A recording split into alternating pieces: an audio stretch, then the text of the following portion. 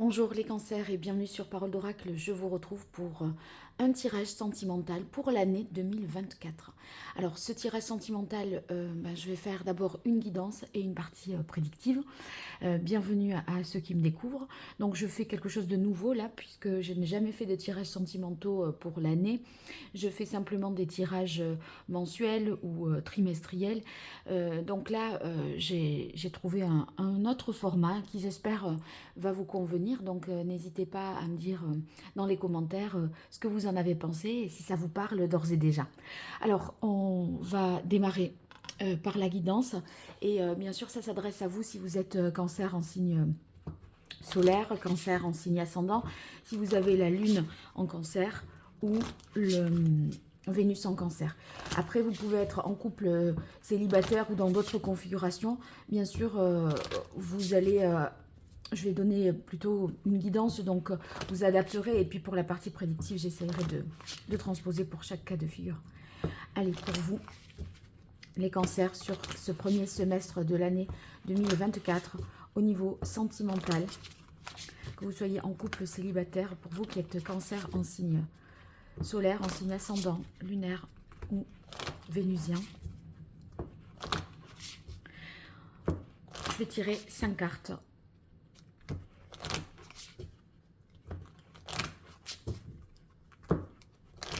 Allez, d'abord, on va voir l'énergie que vous incarnez. Hein. Alors, pour vous les cancers, quelle est la parole de l'oracle?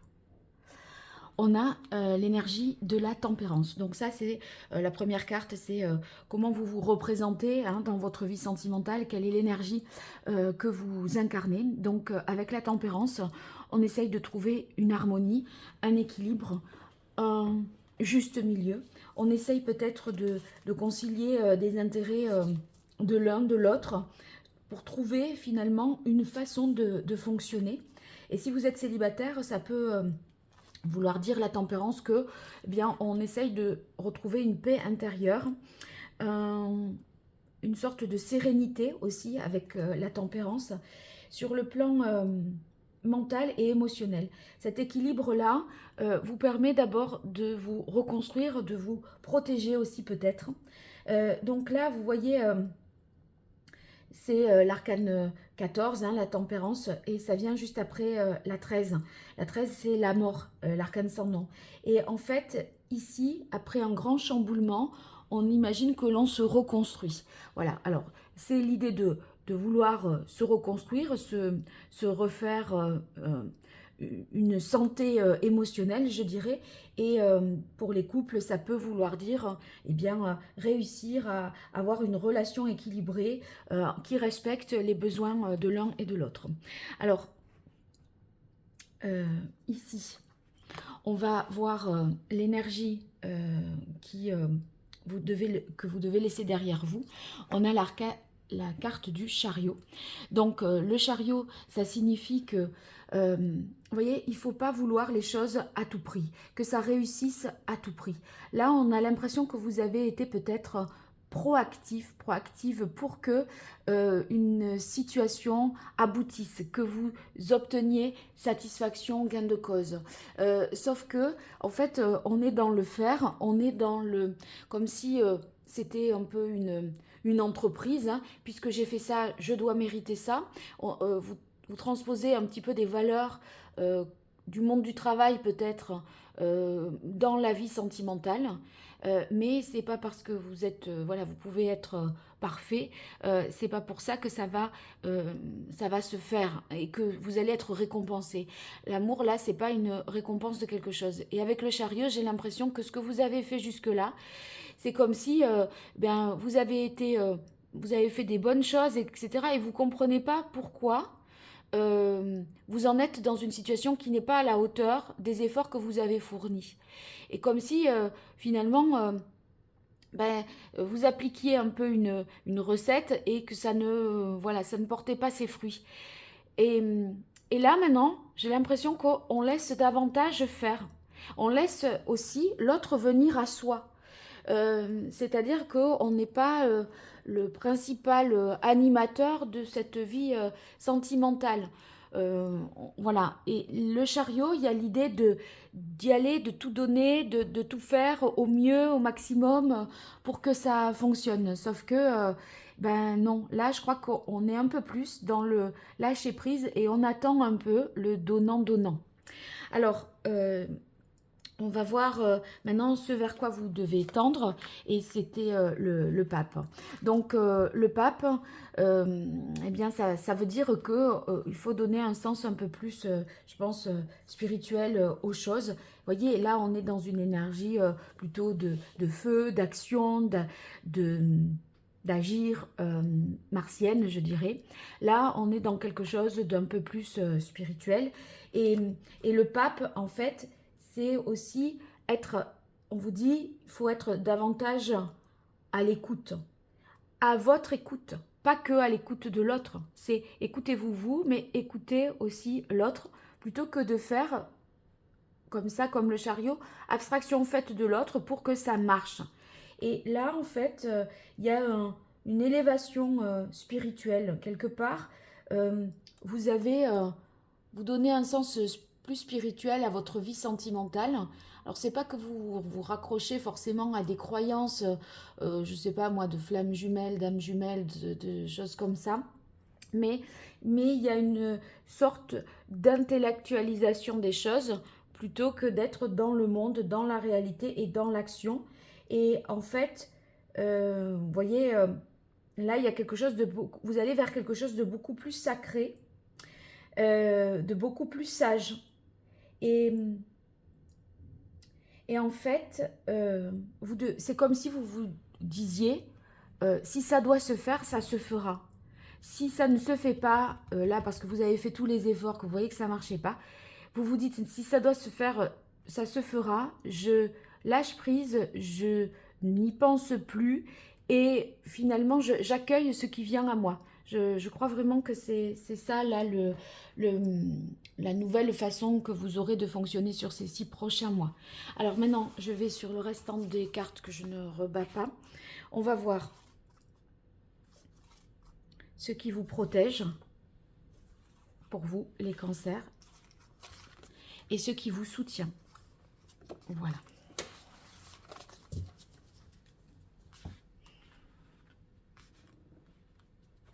Alors, ici, ce qui vous protège, on a l'ermite. C'est cette forme de sagesse dont je vous parlais. C'est-à-dire qu'on a un rapport au temps qui est complètement différent. Là, il y avait une urgence de résultats, de réponses, vous voyez, on était dans l'action pour obtenir quelque chose. Maintenant, là, on a un rapport au temps, vous voyez, cet ermite qui tient le sablier, qui est complètement différent. On gagne en sagesse et on trouve cette vérité intérieure. L'ermite, là, avec son bâton de pèlerin, il va à la recherche de sa vérité intérieure. Et cette tempérance-là, avec ces 2 cruches, elle transmet, voilà, enfin, elle fait passer d'une cruche à l'autre cette eau. Donc l'eau, ça représente les émotions, les sentiments. C'est cet équilibre émotionnel qu'elle va essayer de préserver. Et là, en fait, c'est un peu l'idée de l'ermite, c'est cet équilibre émotionnel, vous le cherchez, voilà, vous le mettez en œuvre parce que vous êtes en quête de votre vérité intérieure. Et du coup, on peut vivre davantage sans l'autre, seul, dans la solitude. C'est moins inquiétant. Un ermite, par définition, il vit en dehors du monde. Il trouve les réponses à ses questionnements dans le spirituel, dans sa pensée, et pas dans l'action du chariot. Et donc, on sent qu'il y a beaucoup plus de sagesse, de sérénité pour vous. Pardon. Voilà, donc vous gagnez vraiment en sagesse, en sérénité. Vous êtes plus capable de faire abstraction d'une certaine réalité pour retrouver une paix intérieure, un équilibre intérieur. Ce qui vous soutient ici, c'est la justice. La justice, ça va signifier que vous êtes en mesure d'identifier ce qui est bon pour vous, ce qui est injuste ou ce qui est juste. C'est que là, on ne se ment pas à soi-même. Il y a une sorte d'honnêteté, de lucidité. et en fait, on ne se raconte pas des histoires. Donc là, ça va être important pour justement se respecter. Parce que là, en fait, quand on est dans l'énergie du chariot, dans l'idée de faire pour que ça marche, eh bien, on fait tout et n'importe quoi peut-être, vous voyez. Donc, sans forcément respecter ce que l'on est, voilà, un amour-propre, etc. Et cette justice, au contraire, eh ben, elle va vous dire, bon, là, maintenant, on ne se raconte plus d'histoire. Si la personne n'a pas répondu, n'est pas venue, etc., c'est qu'il n'y a pas d'amour, par exemple, d'accord. Donc, on arrive à être plus juste et plus lucide. Voilà. Bon, c'est quand même assez... c'est très positif parce que on sent que vous n'êtes pas dans l'idée d'un résultat à tout prix et que vous allez être plus dans le respect de vous-même sur ces 6 prochains mois. Voilà, alors là c'est bien, tout le monde voit. Je vais maintenant réaliser la suite du tirage, la partie prédictive. Alors pour la partie prédictive, je vais utiliser 3 jeux oracle et oracle. D'abord le Béline pour le premier trimestre.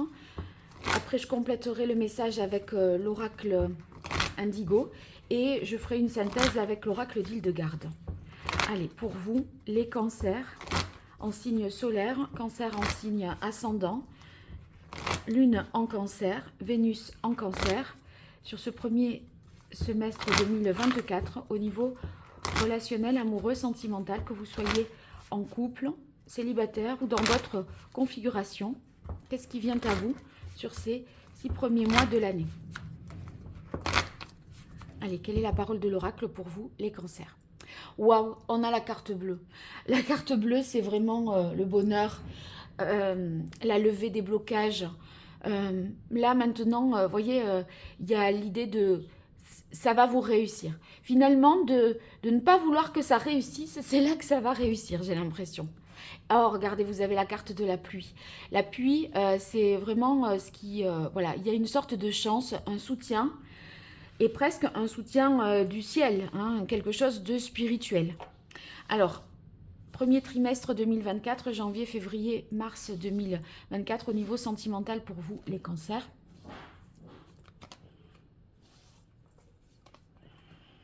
Deuxième trimestre 2024.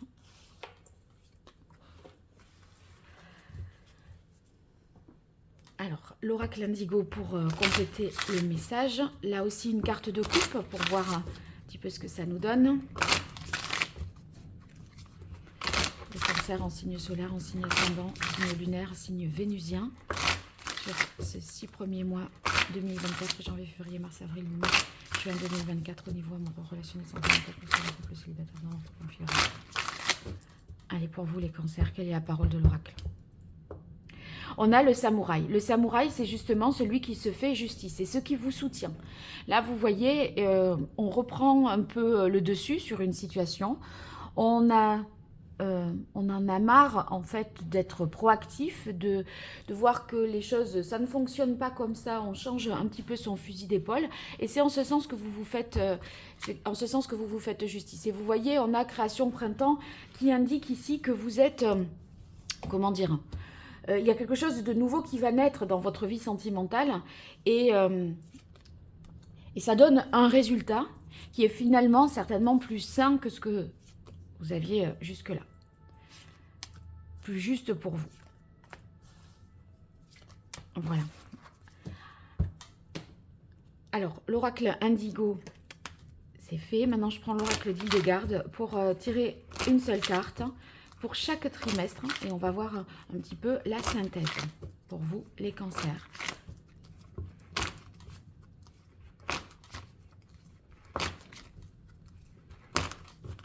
Quelle est la parole de l'oracle?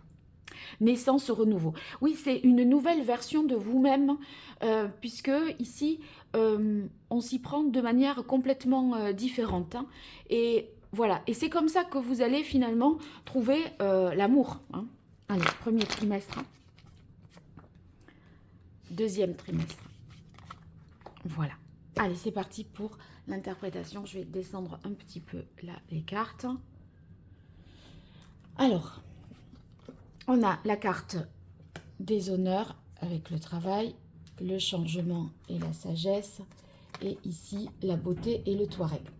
Alors, sur ce premier trimestre 2024, j'ai l'impression que, vous voyez, quand je vous parlais de... C'est étonnant, hein, les cartes, mais je vous disais, vous avez l'impression qu'il faut appliquer les mêmes choses qu'on fait dans le monde du travail, qu'il faut les mettre en œuvre dans le monde sentimental. C'est-à-dire que, ben, oui, j'ai fait ça, c'est bien, donc je mérite l'amour, donc voilà. Sauf que ça, c'est pas parce qu'on fait les belles choses que on arrive à obtenir les meilleurs les résultats escomptés en amour. Et je crois que c'est vraiment cette idée-là de travail honneur. Vous voyez, on veut que vous cherchez d'une certaine façon la reconnaissance. Et ça, pour moi, c'est cette énergie du chariot que j'ai déjà interprétée dans la partie guidance. Et après, regardez, mais c'est fou, c'est fou. Le changement est que vous prenez les choses d'une autre manière, avec une autre philosophie, et on a la carte de la sagesse. Je vous ai dit, l'ermite et le pape même, hein, on gagne en sagesse, on s'élève spirituellement. Et ça, c'est la mutation, le changement, la transformation, vraiment. Ben, cette sorte de renouveau, hein, comme je vous l'ai dit avec changement renouveau, là, c'est votre nouvelle façon d'aborder la vie émotionnelle, sentimentale. Et ça, finalement, eh bien, on lâche prise. On lâche prise et on s'en remet à quelque chose de supérieur, au sacré quelque part, et à la connexion avec un autre, hein, un alter ego, mais sans être proactif.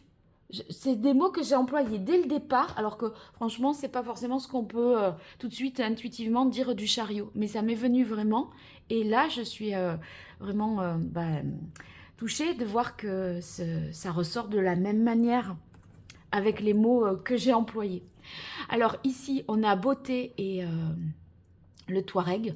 Le Touareg, vous voyez, le Touareg, ben, c'est par définition, c'est le nomade, c'est celui qui lâche prise. Il n'essaye pas de contrôler son environnement. Il essaye de s'adapter.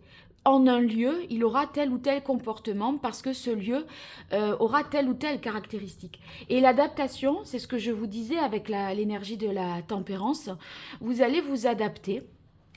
Vous allez essayer de trouver une harmonie, un équilibre intérieur, et l'idée de la tempérance, c'est celle qui concilie hein, les intérêts, par exemple, de cœur avec les intérêts familiaux, les intérêts personnels avec ceux du partenaire. Elle arrive à trouver un juste équilibre, une bonne connexion pour que le courant passe.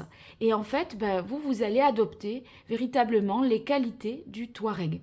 Et ça vous réussit hein, parce qu'on a la carte de la beauté. La carte de la beauté, c'est vraiment que ça vous réussit.